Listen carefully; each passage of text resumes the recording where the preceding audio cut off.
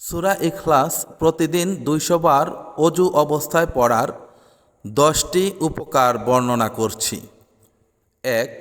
আল্লাহ তাআলা তার রাগের ৩০০ দরজা বন্ধ করে দিবেন। ২.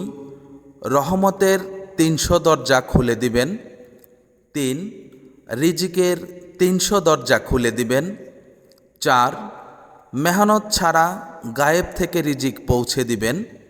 ৫. আল্লাহ তাআলা নিজের জ্ঞান থেকে জ্ঞান দিবেন, আপন ধৈর্য থেকে ধৈর্য দিবেন, আপন বুঝ থেকে বুঝ দিবেন। ৬. ৬৬ বার কোরআন খতম করার সওয়াব দিবেন। ৭. ৫০ বছরের গুনাহ মাফ করবেন। ৮. জান্নাতের মধ্যে ২০টি মহল দিবেন, যেগুলো ইয়াকুত ও মারজান দ্বারা তৈরি। প্রত্যেক মহলে ৭০,০০০ দরজা থাকবে। ৯. ২০০০ রাকাত নফল নামাজ পড়ার সওয়াব দেবেন। এবং ১০. যখন তিনি মারা যাবেন ১,১০,০০০ ফেরেশতা তার জানাজায় শরীক হবেন। সুবহানাল্লাহ।